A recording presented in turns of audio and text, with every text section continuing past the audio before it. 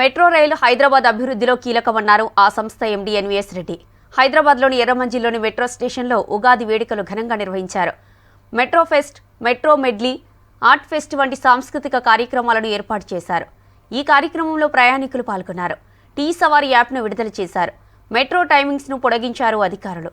ఇక ఏప్రిల్ 1వ తేదీ నుంచి అమలవుతుందన్నారు మెట్రో అధికారులు.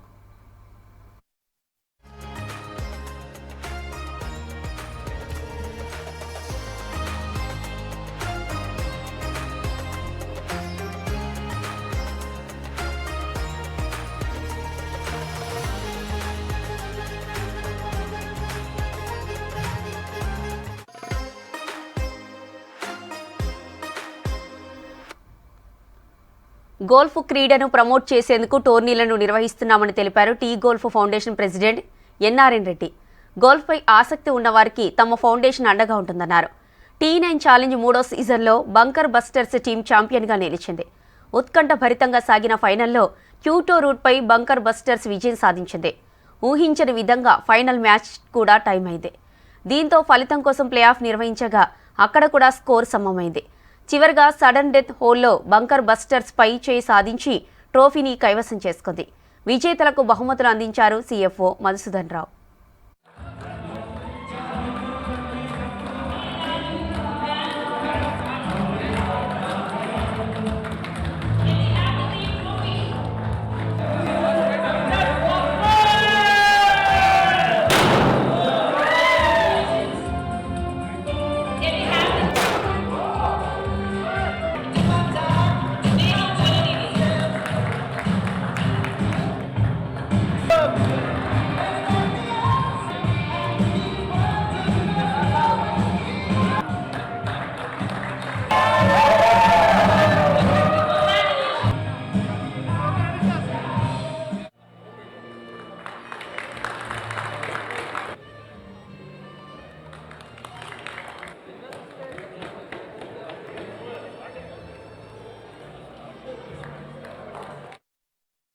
Basically, in fact, all the golfers, they come here to compete in a very skillful manner. Their talents are exposed, and better players are given better prizes and recognition.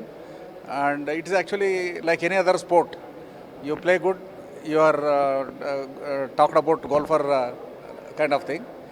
And last 2 seasons this is third season, third time. Okay. And this time actually looking at first time we had 6 teams, second time we had 8 teams, now 16 times are participating. Okay. It is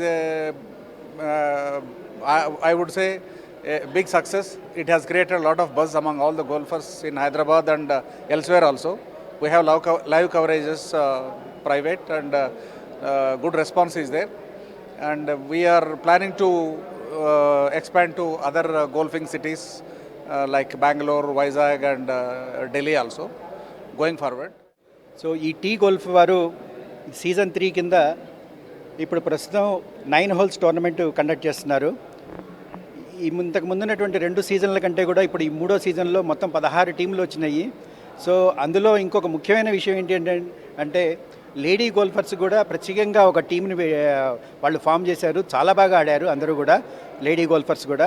ఎంత టఫ్గా అవుతుంది అని చెప్పారంటే match ఇంతవరకు కూడా ఇప్పటివరకు మొత్తం 4 మ్యాచ్లు ప్లే ఆఫ్కి వచ్చినాయి. సో ఇప్పుడు ఇవాళ ఫైనల్ కూడా ఇప్పుడు ప్లే ఆఫ్ స్టేజ్కి వచ్చింది. సో ఇది మాకు సంబంధించినందుకు చాలా సంతోషంగా ఉంది. ఈ గోల్ఫ్ కోర్స్ అనేటువంటిది ఇండియాలో second largest golf course, toughest golf course. So అందరూ కూడా ఈ గోల్ఫ్ కోర్సులో ఆడి వాళ్ళ క్యాపబిలిటీస్ని ప్రూవ్ చేసుకోవాల్సిందిగా. హైదరాబాద్ ఉస్మానియా యూనివర్సిటీలో సీఎం రేవంత్ రెడ్డి చిత్రపటానికి పాలాభిషేకం చేశారు all India Telangana tribal JAC. Gor Boli భాషను రాజ్యాంగంలోని 8వ షెడ్యూల్లో చేర్చాలని రాష్ట్ర సర్కార్ తీర్మానం చేసిందన్నారు. అసెంబ్లీ తీర్మానాన్ని కేంద్ర ప్రభుత్వానికి పంపిన సీఎం రేవంత్ రెడ్డికి ధన్యవాదాలు తెలిపారు. దేశంలో 12 కోట్లకు పైగా లంబాడా ప్రజలు మాట్లాడే బంజారా భాషను, సంస్కృతి సాంప్రదాయాలను పరిరక్షించే విధంగా ఉందన్నారు. తెలంగాణ రాష్ట్రంలోని 40 లక్షల గిరిజన బంజారా ప్రజలు రాష్ట్ర సర్కార్కి అండగా ఉంటారని తెలిపారు.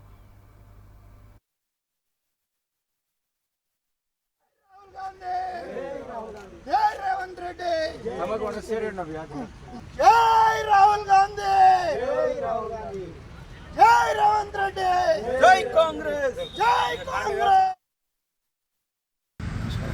ఈరోజు తెలంగాణ రాష్ట్రంలో బంజారాలు మాట్లాడే గోర్బోలిని అసెంబ్లీ వేదికగా ముఖ్యమంత్రి రేవంత్ రెడ్డి గారు బంజారాల కోసం ఒక చరిత్రాత్మకమైన నిర్ణయం తీసుకోవడం జరిగింది.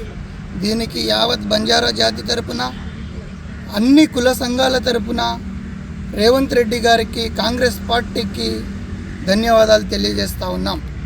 ఎందుకంటే మా చిరకాల స్వప్నం గోర్బోలిని దేశవ్యాప్తంగా గుర్తింపు ఉండాలని మేము వివిధ సందర్భాల్లో గత 10-15 సంవత్సరాల నుండి గవర్నమెంట్కి రిప్రజెంటేషన్ చేస్తూ మా జాతి ఔన్నత్యం కోసం, మేము పుట్టిన జాతి కోసం ఏదో ఒకటి చేయాలనే ఒక దృఢ సంకల్పంతో మేము గత ప్రభుత్వంలో కూడా రిప్రజెంటేషన్ చేయడం జరిగింది.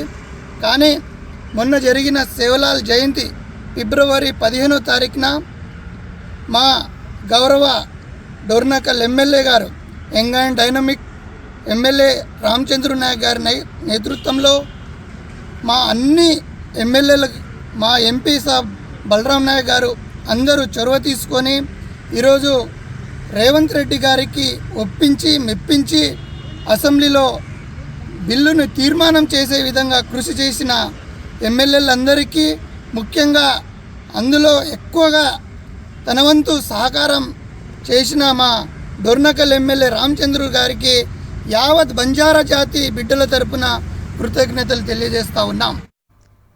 భారత రాజ్యాంగంపై బీజేపీ చేస్తున్న కుట్రలను ప్రజలకు వివరిస్తామన్నారు ఎమ్మెల్యే శ్రీ గణేష్. సికింద్రాబాద్ ఆర్టీసీ కాలనీలో విస్తృత స్థాయి సమావేశం నిర్వహించారు. ఏఐసీసీ ఆదేశాలతో ఏప్రిల్ 2వ తేదీ నుంచి జై బాపు, జై భీమ్, జై సంవిధాన్ కార్యక్రమాన్ని గ్రామాల్లో, బస్తీల్లో నిర్వహిస్తామన్నారు. రాహుల్ గాంధీ ఎలా అయితే భారత్ జోడో యాత్ర నిర్వహించారో అలానే ఈ కార్యక్రమాన్ని ప్రజల్లోకి తీసుకెళ్తామన్నారు కాల్వ సుజాత. 5 సంవత్సరాలు మన నియోజకవర్గంలో టీడీపీ, బీఆర్ఎస్ పార్టీ ఎమ్మెల్యే ఉంటే ఒక్కసారి మనకు 2009లో శంకర్రావు గారు ఎమ్మెల్యే మంత్రిగా ఉన్నా కూడా అప్పుడు తెలంగాణ రాష్ట్రం ఉద్యమంలో కొన్ని అనివార్య కారణంలో గందరగోళం సృష్టించి ఇక్కడ ఆ కాంగ్రెస్ గవర్నమెంట్ ఉన్న, కాంగ్రెస్ ఎమ్మెల్యే ఉన్నా కూడా సరిగ్గా కార్యకర్తల్లో మిగతా వాళ్ళను కోఆర్డినేషన్ లేకుండా కాంగ్రెస్ చాలా మటుకు చచ్చిపోయే పరిస్థితిని ఉన్నా కూడా ఇప్పటికో నేను చాలా ఫస్ట్ టైం కాంగ్రెస్లో కంటోన్మెంట్ కాన్స్టిట్యున్సీ నుంచి పోటీ చేయాలని వచ్చినప్పుడు కూడా ఇక్కడ సదన్ నుండి ఎక్కడుండో ఫస్ట్ టైం సదన్ అని వచ్చి నాకు అన్న నువ్వు రా సపోర్ట్ చేస్తా అని చెప్పారు. కదీర్ అన్న కూడా సపోర్ట్ చేసారు. అక్కడ ప్రతి ఒక్కరు నాకు సపోర్ట్ చేసి, నేను ఉండేది సికింద్రాబాద్ కాన్స్టిట్యున్సీ అయినా కూడా ఇది కంటోన్మెంట్ కాదు, నేను ఉండేది బార్డర్లు ఉంటాను, అయినా కానీ వీళ్ళందరూ ఆదరించి నన్ను ఆశీర్వదించారు. ఈరోజు మొన్న కూడా మీ అందరూ చెప్పాను సభలో కూడా, నేను అసెంబ్లీలో మాట్లాడగలిగానంటే మీరందరూ కష్టపడ్డందుకు, కంటోన్మెంట్ ప్రజలు ఓట్ల రూపంగా నన్ను ఆశీర్వదించినందుకు, నేను అసెంబ్లీలో వాళ్ళ సమస్య గురించి ప్రస్తావించగలిగాను. వాళ్ళు ఆశీర్వదించినందుకే నేను అసెంబ్లీలో మాట్లాడగలిగాను. ఆ ఏదైతే సమస్య మాట్లాడానో ఆ సమస్యను కూడా గవర్నమెంట్ సీరియస్గా తీసుకొని ప్రక్రియ కూడా మొదలుపెట్టింది. కావున మీకు మరొకసారి ధన్యవాదాలు తెలుపుకుంటూ, కాంగ్రెస్ పార్టీ ప్రతిష్టాత్మకంగా తీసుకున్నటువంటి కార్యక్రమము జై బాపు, జై భీమ్, జై సంవిధాన్. మరి ఈ కార్యక్రమం మొన్న 17వ తారీఖు నుంచి అందరూ కూడా సీరియస్గా పనిచేస్తోంది.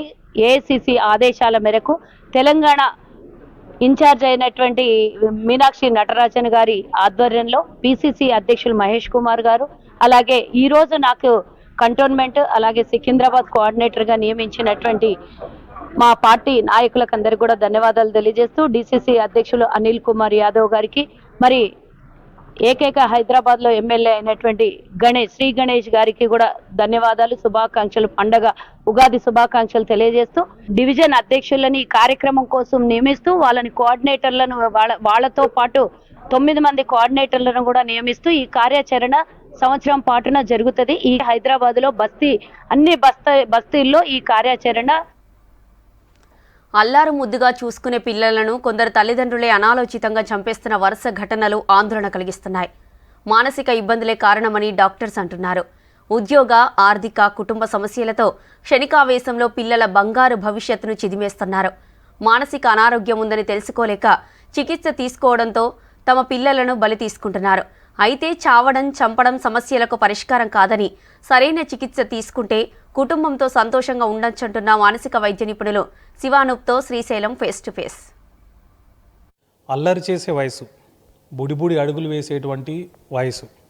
తల్లిదండ్రుల మీదనే ప్రేమను పెట్టుకుంటారు, వాళ్ళ మీదే అన్ని ఆశలు పెట్టుకుంటారు. ఆడినా పాడినా గెంతినా ఏడ్చినా తల్లిదండ్రుల కోసమే ఆ పిల్లలు చేసేటువంటి అల్లరంతా ఉంటుంది. కానీ ఇటీవల రాష్ట్రంలో జరిగినటువంటి పలు సంఘటనలు ప్రతి ఒక్కరిని కలిచివేస్తున్నాయి. ప్రధానంగా పిల్లలు ఏం పాపం చేశారు, చనిపోతే తల్లిదండ్రులు చనిపోవాల్సింది, లేకపోతే చంపిన వాళ్ళు ఎవరున్నారో వాళ్ళు చనిపోవాలి తప్ప పిల్లలు వాళ్ళు చేసేటువంటి పాపానికి పిల్లలు ఎందుకు బలి కావాలి? ఈ అంశం మీదనే ప్రతి ఒక్కరు కూడా చర్చిస్తున్నారు. ఇటీవల ఈరోజు హైదరాబాద్ జరిగినటువంటి సంఘటన కానీ, అంతకుముందుకు తార్నాక్ ఏరియాలో జరిగిన సంఘటన కానీ, అంతకుముందుకు ఏపీలో కర్కశంగా పిల్లల చేతులు కాళ్ళు కట్టేసి మరి బకెట్లలో నీళ్ళలో ముంచి చంపేసిన ఘటనలు ప్రతి ఒక్కరిని కూడా కలిసివేస్తున్నాయి. ప్రస్తుతం అసలు ఇట్లాంటి సంఘటనలు ఎందుకు జరుగుతున్నాయి, దేనివల్ల, అంటే తల్లిదండ్రులు ఏ మానసిక స్థితిలో ఉండి ఇట్లాంటి ఘటనలకు పాల్పడుతున్నారు? ఈ అంశానికి సంబంధించి సైకాలజిస్టు శివ్ అనూప్ గారు ఉన్నారు. ఆయన అడిగి అన్ని విషయాలు తెలుసుకుందాం. ముందుగా మీరు ఇటీవల ఈ ఘటనలు చూస్తే మీకు ఏమనిపించింది, ఎందుకు ఇవి జరిగాయి అనిపించింది? సో ఇది బేసికలీ మనము చాలా కారణాలు అనుకోవచ్చు. ఒకటేమో మీరు అన్నట్టు ఫైనాన్షియల్ స్ట్రెస్, తల్లిదండ్రులు ఫైనాన్షియల్ స్ట్రెస్సెస్కి గురయ్యి తర్వాత వాళ్ళు ఆ ఫైనాన్సెస్ లైక్ లోన్స్ తీసుకొని ఎక్కువగా డిప్రెస్ అయ్యి తీర్చలేక, ఆ లోన్స్ తీర్చలేక సూసైడ్ చేసుకుంటున్నారు.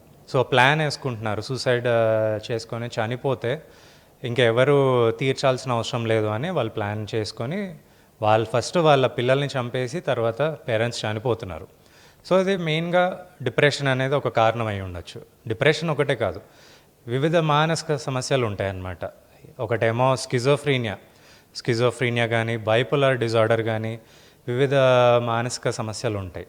ఇంకొకటి impulsive suicides. So impulsive suicides ఏంటంటే విపరీతమైన కోపంలో, ఒకవేళ పిల్లల మీద కోపమో, లేకపోతే భర్త మీద కోపమో, లేకపోతే వేరే వాళ్ళ మీద కోపమో చూపించడానికి వాళ్ళు ఇమీడియట్గా వాళ్ళ పిల్లల మీద హాని చేయడము, వాళ్ళని చంపేయడం కూడా చేస్తున్నారు.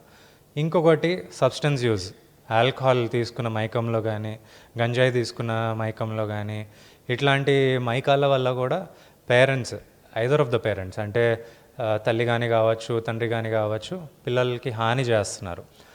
పిల్లలకే కాదు, వాళ్ళ కుటుంబ సభ్యులకి, తల్లికి కానీ తండ్రికి కానీ కూడా హాని చేస్తున్నారు ఈ సబ్స్టెన్సెస్ తీసుకోవడం వల్ల.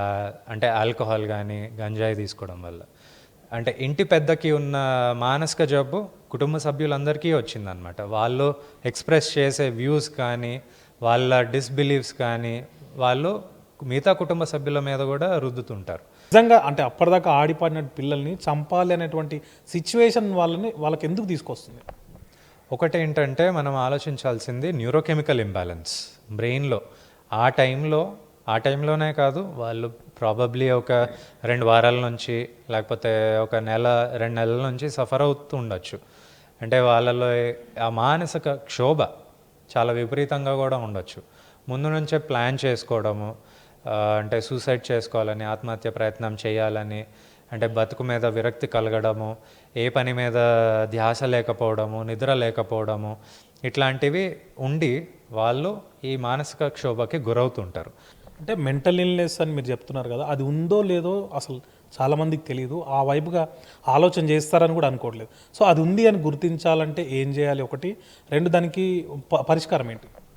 మొదటిగా కుటుంబ సభ్యులు వాళ్ళని గుర్తించి, వాళ్ళకి ఏవైతే ఈ మానసిక సమస్యలు ఉన్నాయో ఎమ్మటే గుర్తించి, చాలామంది ఎవరో చేతబడి చేశారు, ఎవరో ఏదో చేశారు అని ఫస్ట్ ఆ నమ్మకంతో వాళ్ళు ఫెయిత్ హీలర్స్ దగ్గరికి వెళ్ళి వాళ్ళ దగ్గర రకరకాల అంటే తాంత్రికుల దగ్గర తాయతలు కట్టించుకొని లేకపోతే పూజలు చేసి చాలా డిలే చేస్తుంటారు. ఆ లేట్ చేయడం వల్ల వాళ్ళకి ఆ మానసిక సమస్య అనేది చాలా తీవ్రంగా పెరుగుతుంది. సో ఈ అవేర్నెస్ అనేది చాలా ఇంపార్టెంట్. అంటే ఇన్ జనరల్గా పబ్లిక్లో ఉన్న అది ఒపీనియన్ కావచ్చు, ఏదైనా కావచ్చు, పిచ్చి ఉన్నప్పుడు మాత్రమే సైకియాట్రిస్ట్ దగ్గరికి పోవాలనేటువంటి ఆలోచన ఉంది. అది నిజమంటారా? లేదు అని అంటే ఎవరెవరు రావచ్చు? అది నిజం కాదండి.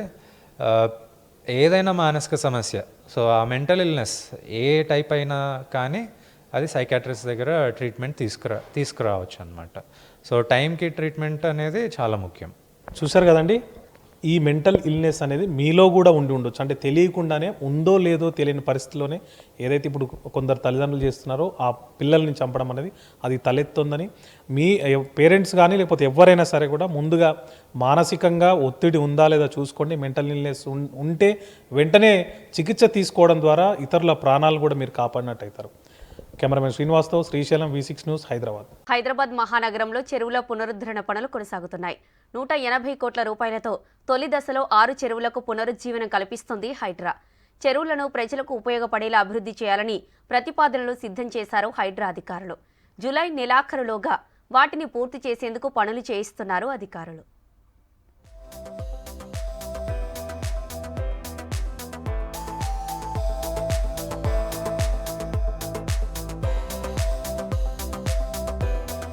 నగరంలోని చెరువుల FTL బఫర్ జోన్లలో ఉన్న అక్రమ నిర్మాణాలను కూల్చేస్తున్న హైడ్రా వాటి పునరుద్ధరణకు ప్రణాళికలను సిద్ధం చేసింది. తొలి దశలో 6 చెరువులకు పునరుజ్జీవం కల్పించేందుకు పనులు మొదలుపెట్టారు హైడ్రా అధికారులు.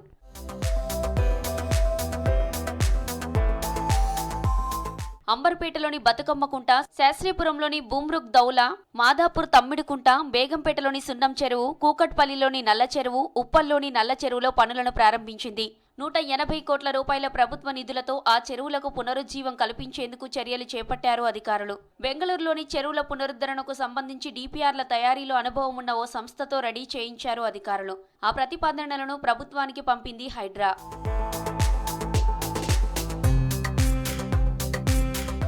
సీఎం రేవంత్ రెడ్డి ఆదేశాలతో HMDA నిధులతో త్వరలోనే టెండర్లు పిలిచి పనులు మొదలు పెడతామని హైడ్రా కమిషనర్ రంగనాథ్ తెలిపారు.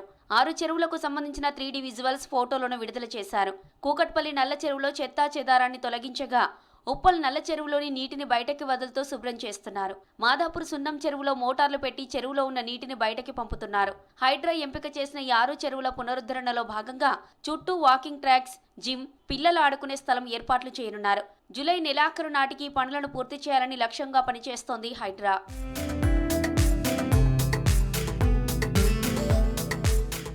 లేక్స్ బ్యూటిఫికేషన్ పనులను హైడ్రా కమిషనర్ రంగనాథ్ పరిశీలించారు. ఇప్పటికే 6 చెరువుల FTL బఫర్ జోన్లను నిర్ధారించారు అధికారులు. చెరువుల వద్ద చెత్త, మట్టి వేయకుండా హైడ్రా గార్డ్స్ ను నియమించారు. వర్షాకాలం మొదలయ్యే లోపు సుందరీకరణ పనులు పూర్తి చేయాలని అధికారులకు ఆదేశాలు జారీ చేశారు రంగనాథ్. మరోవైపు రెండో దశలో సిటీలోని మరిన్ని చెరువులను సుందరీకరించేందుకు మల్టీనేషనల్ కంపెనీలతో సమావేశాన్ని ఏర్పాటు చేశారు రంగనాథ్. CSR నిధులతో చెరువులను డెవలప్ చేసేందుకు ముందుకు రావాలని సూచించగా పలు సంస్థలు అంగీకరించారని తెలిపారు రంగనాథ్.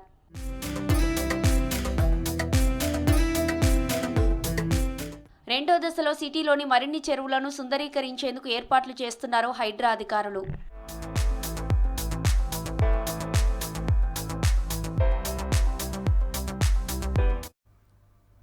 క్రోధీనామ సంవత్సరం చివరి రోజుల్లో ప్రకృతి విలయ తాండవం చేస్తోందంటున్నారు జ్యోతిష్యులు. శనీశ్వరుడు కుంభరాశి నుంచి మీనారాశిలోకి ప్రవేశించడంతో షష్టగ్రహ కూటమి ప్రారంభమైందని జ్యోతిష్యులు చెబుతున్నారు. దీంతో ఆయా రాశుల వారికి అరిష్టాలు జరిగే అవకాశం ఉందని కొందరంటుంటే ఇది ఒక ఖగోళ సంఘటన మాత్రమేనని, ఇలాంటివి నమ్మాల్సిన అవసరం లేదంటున్నారు ప్రొఫెసర్స్, శాస్త్రవేత్తలు.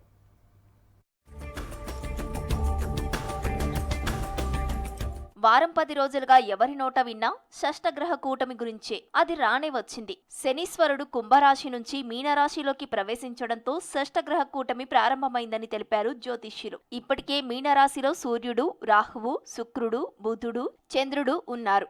ఈ గ్రహాలతో శని కలవడం వల్ల షష్టగ్రహ కూటమి ఏర్పడిందంటున్నారు. మార్చి 31వ తేదీ వరకు షష్టగ్రహ కూటమి ఉంటుందని తెలిపారు జ్యోతిష్యులు.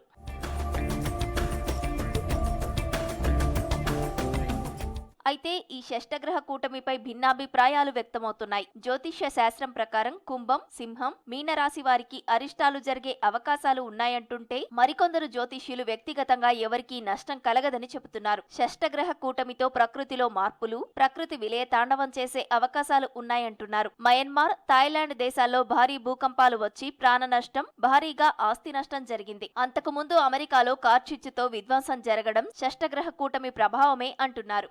ఈ షట్గ్రహ కూటం వల్ల సమాజం పైన, ప్రకృతి పైన మాత్రమే ప్రభావం ఎక్కువ ఉంటుంది. వ్యక్తిగతంగా అనేటువంటిది చాలా తక్కువగా ఉంటుంది. మనం చూసాము, భూకంపం వచ్చింది. ఇదంతా కూడా మనము చూస్తూనే ఉన్నాము.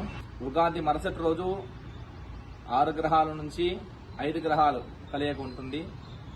ఏప్రిల్ 13 సూర్య భగవానుడు అక్కడి నుంచి మేష సంక్రమణ ప్రవేశిస్తారు.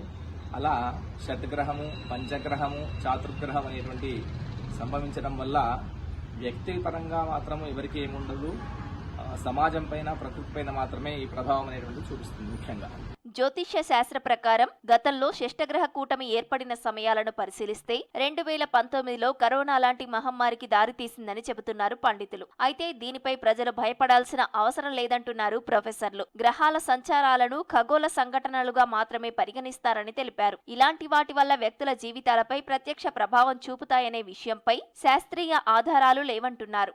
షష్టగ్రహ కూటం వలన కానీ, అష్టగ్రహ కూటమి కావచ్చు, గ్రహణాలు కావచ్చు, దేని వలన కూడా ఎవరికి కూడా ఏ రకమైన మంచి కానీ చెడు కానీ జరగదు. వాటి ప్రభావం అనేది మానవుల మీద ఉండదు. ఇవేదో భూమి చుట్టూ తిరుగుతున్నాయి, దానివల్ల కొంతమంది రాసులు అనే వాళ్ళకి, కొన్ని రాసుల వాళ్ళకి అపకారం, కొన్ని రాసుల వాళ్ళకి మేలు అని చెప్పడం అంతా కూడా ట్రాష్. రోజుకు 3 పెద్ద భూకంపాలు వస్తాయి అని చెప్పి అది నిన్న థాయిలాండ్లో వచ్చింది. రెండో విషయం ఏంటంటే అసలు షష్టగ్రహ కూడా అమావాస్య నడుస్తుందన్నారు. అమావాస్య రాకముందే అక్కడ భూకంపం వచ్చింది. 2 రైళ్లు ఢీకొంటే ప్రమాదం అంటారు. ఢీకొని పోయింది కాబట్టి ప్రమాదం వచ్చిందని చెప్పడం ఏంది? షష్టగ్రహ కూటమిపై జ్యోతిష్యులు, శాస్త్రవేత్తలు భిన్నాభిప్రాయాలు వ్యక్తం చేస్తున్నారు. ప్రజలు జాగ్రత్తగా ఉండాలని, ఇష్ట దైవాన్ని పూజించాలని సూచిస్తున్నారు పండితులు. దేశంలో వందలాది భాషలున్నాయి. అయితే కొన్ని భాషలు ఇప్పటికీ లిపి లేకుండా కొనసాగుతున్నాయి. అలాంటి భాషల్లో ఒకటి గోరుబౌలి. ఇది లంబాడాలు మాట్లాడే భాష. నిన్న మొన్నటి వరకు రాయడానికి సాధ్యమవని ఈ భాషకు కొందరు చరిత్రకారులు ప్రత్యేకంగా లిపిని రూపొందించారు.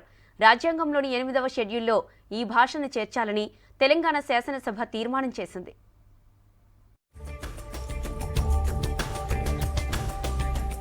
గోర్బౌలి హిందీ, మరాఠీ, రాజస్థానీ భాషల ప్రభావంతో ఏర్పడిన భాష. కొన్నేళ్లుగా లంబాడాల మధ్య ప్రధాన మౌఖిక భాషగా కొనసాగుతూ వస్తోంది. సంగీతం, జానపద కథల ద్వారా తరతరాలుగా మౌఖికంగా అందరికీ చేరింది బంజారా భాష. అయితే లిపి లేకపోవడంతో ఈ భాష రచనాత్మకంగా ఇన్నేళ్లు ఉపయోగంలోకి రాలేదు.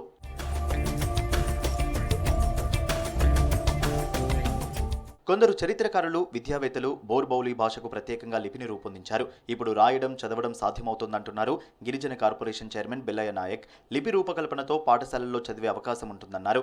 గోర్బౌలి భాష 8వ షెడ్యూల్లో చేర్చితే అధికారిక గుర్తింపు వస్తుందన్నారు.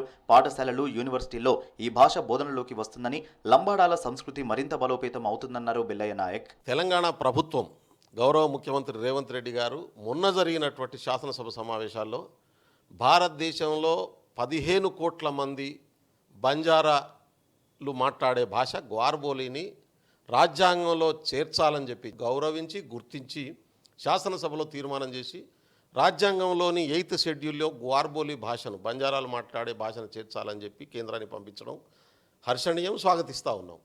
దీన్ని రావడం వల్ల కొన్ని లక్షల ఉద్యోగాలు ఏర్పడేటటువంటి అవకాశం ఉంటుంది. నిజాం పరిపాలిస్తున్నటువంటి కాలంలోనే ఇక్కడ లంబాడీ భాషలో స్కూళ్ళను మొదలుపెట్టినటువంటి స్థితి. అది 1956 ఉమ్మడి ఆంధ్రప్రదేశ్ ఏర్పడే వరకు ఆ స్కూళ్ళు నడిచినాయి. ఆ స్కూళ్ళు 56 ఆంధ్రప్రదేశ్ ఏర్పడిన తర్వాత మూతపడ్డాయి. ఒక వైవిధ్య పరిమితమైనటువంటి భారతదేశంలో ప్రపంచవ్యాప్తంగా మాట్లాడే గ్వార్బోలి లాంటి ఒక బంజారా భాషను కలపడం వలన రాజ్యాంగానికి గౌరవం పెరుగుతుంది, ఈ జాతికి ఉద్యోగాలు వస్తాయి, సంస్కృతి బతుకుతుంది, మూలాలు బతుకుతాయి. ఎన్నో ఏళ్లుగా మాట్లాడే భాషకు లిపి వచ్చిందని, ఇది బంజారాల భవిష్యత్తుకు పెద్ద అడుగని అన్నారు రాములు నాయక్. అయితే దీన్ని కేంద్ర ప్రభుత్వం 8వ షెడ్యూల్లో చేర్చితే దేశంలోని 15 కోట్ల బంజారాలకు న్యాయం జరుగుతుందన్నారు. ఇవాళ బంజారా భాష, గోర్బౌలి భాష 8వ షెడ్యూల్లో మొన్న తెలంగాణ రాష్ట్ర ముఖ్యమంత్రి గారు వారికి బంజారా ప్రజల తరపున చాలా మంచి నిర్ణయం. గత 70 సంవత్సరాల నుంచి పాలకులకు అడుగుతూనే ఉన్నారు, బంజారా భాషను గుర్తించాలి, 8వ షెడ్యూల్లో చేర్చాలని. ఈ దాంతో బంజారా ప్రజలకు చాలా ఉపయోగాలు ఉంటాయి. అనేక బళ్ళో దాని పాఠాలు వస్తాయి, తర్వాత టీచర్ పోస్టులు వస్తాయి, తర్వాత యూనివర్సిటీలో లెక్చరర్లు అవుతారు. 15 రాష్ట్రాలలో మాట్లాడుతున్నారు. వీళ్ళు మహారాష్ట్రకించి వీళ్ళ మూలాలు ఉన్నాయి అని చెప్పడం జరిగింది. 15 రాష్ట్రాలు, ఇంకా ఎక్కువ రాష్ట్రాలలో మాట్లాడతాం. ఇవాళ ముఖ్యమంత్రి గారు ఎన్నో రోజుల నుంచి ఆలోచనలు ఉన్న తర్వాత మొన్న లాస్ట్ అసెంబ్లీ తీర్మానం జరిగినప్పుడు చాలామంది ఈ భాషను గుర్తించిరని కీర్తి విషేకం అంటే పాలతోటి వాళ్ళకు ఇది చేయడం, పాలాభిషేకం చేయడం, ప్రభుత్వానికి ధన్యవాదాలు తెలపడం, ఏది ఏమైనా ఇవాళ ముఖ్యమంత్రికి, తెలంగాణ రాష్ట్ర ప్రభుత్వానికి మేము రుణపడి ఉన్నాం. గోర్బౌలి భాషను 8వ షెడ్యూల్లో చేర్చేందుకు కేంద్ర ప్రభుత్వంపై ఒత్తిడి తెస్తామన్నారు బంజారా నాయకులు. కర్ణాటక, మహారాష్ట్ర, ఏపీ ప్రభుత్వాలను కూడా ఏకం చేస్తామన్నారు. ట్రైన్ నుంచి దూకి తీవ్రంగా గాయపడి సికింద్రాబాద్ యశోద హాస్పిటల్లో చికిత్స పొందుతున్న మహిళను పరామర్శించారు కేంద్ర మంత్రి కిషన్ రెడ్డి.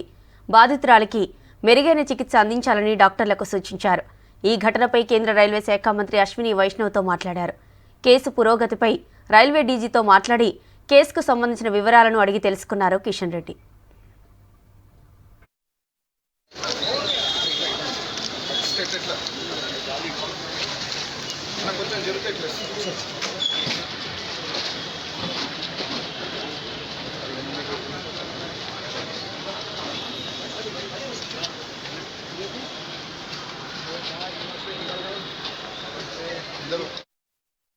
మేమే భరిస్తాము, హాస్పిటల్ కానీ మేము కానీ కలిసి మేము భరిస్తాము. కుటుంబానికి అండగా నిలబడతాము. ఇక్కడ డిశ్చార్జ్ అయిన తర్వాత కూడా కుటుంబానికి అండగా ఉంటాము. ఆ తర్వాత అక్కడికి వెళ్ళిన తర్వాత కూడా ఇంకేది అవసరం ఉన్నా అమ్మాయికి ఉద్యోగం ఇతరత్ర కూడా అన్ని రకాలుగా సహకారం. ప్రజల ప్రాణాలతో చెలగాటమాడితే సహించేది లేదన్నారు రంగారెడ్డి జిల్లా డిఎంహెచ్ఓ వెంకటేశ్వరరావు. నార్సింగిలో ఆరోన్ అనే ప్రైవేటు హాస్పిటల్ని సీజ్ చేశారు. ఈ నెల 24వ తేదీన ఫోర్జరీ నకిలీ డాక్యుమెంట్లతో మోసం చేసిన కేసులో హాస్పిటల్ నిర్వాహకులను పోలీసులు అరెస్టు చేశారు. నకిలీ డాక్యుమెంట్లతో ఫోర్జరీ చేసినట్లు తేలడంతో హాస్పిటల్ను మూసివేయాలని తెలిపారు పోలీసులు. అయినా హాస్పిటల్ నిర్వహించడంతో వైద్య ఆరోగ్య శాఖ అధికారులు సీజ్ చేశారు.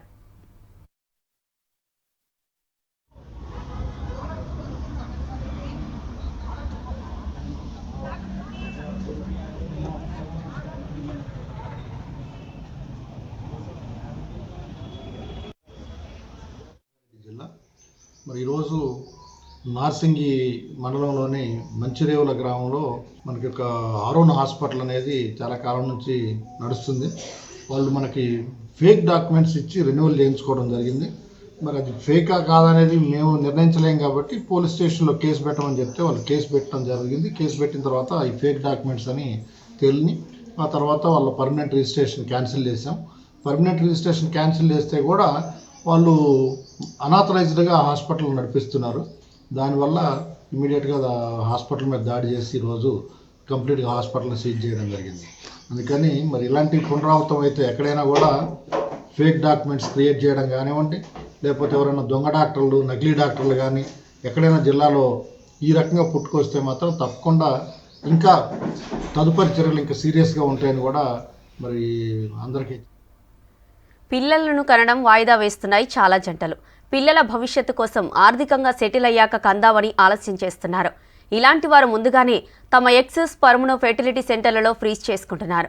ముందుగానే ప్రిజర్వ్ చేసుకుని తర్వాత తాము అనుకున్నప్పుడే పిల్లల్ని కంటున్నారు. భార్యాభర్తలు ఉద్యోగం చేస్తూ తమ భవిష్యత్తుకు ఇబ్బంది లేదని అనుకున్నప్పుడే సంతానం గురించి ఆలోచిస్తున్నారు నేటి తరం కపుల్స్.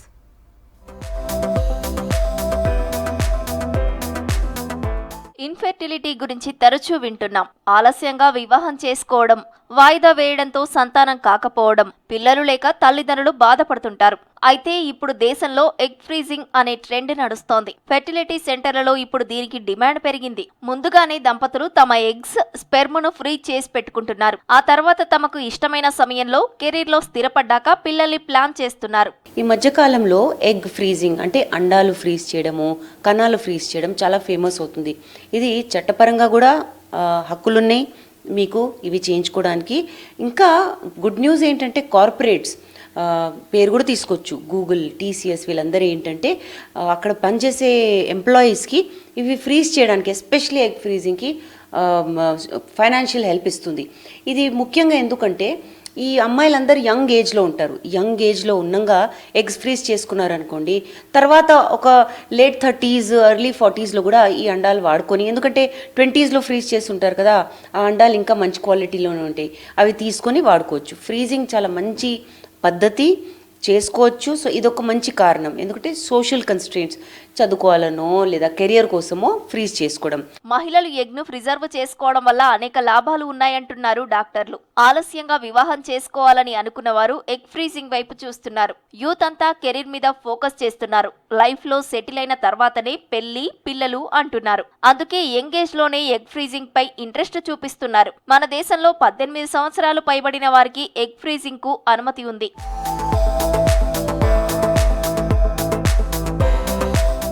ఫెర్టిలిటీ సెంటర్లలో ఎగ్ ఫ్రీజింగ్ కోసం ప్రత్యేకంగా ల్యాబ్స్ ఏర్పాటు చేసి -190 డిగ్రీల వద్ద ప్రిజర్వ్ చేస్తారు డాక్టర్లు. ఆ తర్వాత అవసరమైనప్పుడు ఆ ఎగ్స్ ను ఉపయోగించుకోవచ్చు అంటున్నారు డాక్టర్లు. అయితే 20 నుంచి 30 ఏళ్ల మధ్య ఎగ్ ఫ్రీజింగ్ చేసుకోవడం, ఆ తర్వాత 34 ఏళ్లలోపు పిల్లల్ని కనడం మంచిదని డాక్టర్లు సూచిస్తున్నారు.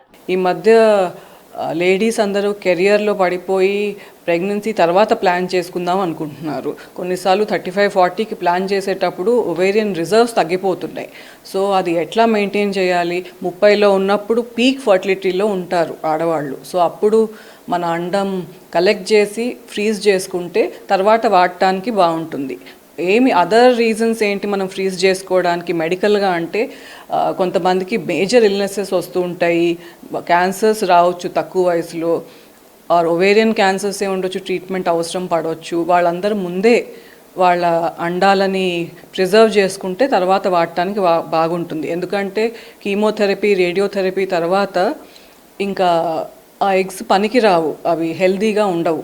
ఎర్లీ ఏజ్ లో ఎగ్స్ ఫ్రీజ్ చేసుకుని ఆలస్యంగా పిల్లలను ప్లాన్ చేయడంతో ప్రెగ్నెన్సీ సమస్యలు వస్తాయంటున్నారు డాక్టర్లు. ఆ తర్వాత మహిళలు అనారోగ్యం బారిన పడే అవకాశం ఉందంటున్నారు. ఏజ్ ఫ్యాక్టర్ తో కూడా ఇబ్బందులు ఉంటాయని చెబుతున్నారు డాక్టర్లు. ఎగ్ ఫ్రీజింగ్ 2012 వరకు రీసెర్చ్ లోనే ఉండింది. 2012 తర్వాత అది ఎగ్ ఫ్రీజ్ చేయడం అనేది స్టార్ట్ అయింది. ఎగ్ ఫ్రీజింగ్ అనేది ముందు మనము ఓన్లీ మెడికల్గా క్యాన్సర్ ఉండే వాళ్ళల్లో, ఏదైనా హెల్త్ మెడికల్గా ప్రాబ్లం ఉండే వాళ్ళల్లో ఎగ్ ఫ్రీజింగ్ చేసేవాళ్ళం. ఫర్టిలిటీ ప్రిజర్వేషన్ కోసం అందరూ ఎగ్ ఫ్రీజింగ్ చేయించుకుంటున్నారు. ఆఫ్టర్ 35 ఎగ్స్ చేసుకుంటే కొంచెం సక్సెస్ రేట్ అఫెక్ట్ అయ్యే అవకాశాలు ఉంటాయి. మన ఇండియాలో అయితే ఎగ్ ఫ్రీజింగ్ 18 ఇయర్స్ నుండి చేస్తున్నాము. 20 to 30 ఎగ్ ఫ్రీజింగ్ చేసుకోవడం ఉత్తమం. ఎగ్ ఫ్రీజింగ్ అనేది up to more than 10 years వరకు కూడా ఫ్రీజ్ చేసుకోవచ్చు. ఒకసారి ఎగ్ ఫ్రీజింగ్ చేసుకున్న తర్వాత వితిన్ 1 to 2 years లో ప్రెగ్నెన్సీ ప్లాన్ చేసుకోవడం మంచిది. ఎగ్ ఫ్రీజింగ్ మనం యంగ్ ఏజ్లో చేసుకున్నా కూడా వాళ్ళు ట్రాన్స్ఫర్ చేసుకోవడం లేట్ ఏజ్లో చేసుకుంటే మదర్కి మెడికల్గా ప్రాబ్లమ్స్ వచ్చే అవకాశాలు ఉంటాయి. ఎగ్ ప్రిజర్వ్ చేసుకోవడంతో పాటు సరైన సమయానికి వినియోగించుకోవడం చాలా ముఖ్యమని సూచిస్తున్నారు డాక్టర్లు.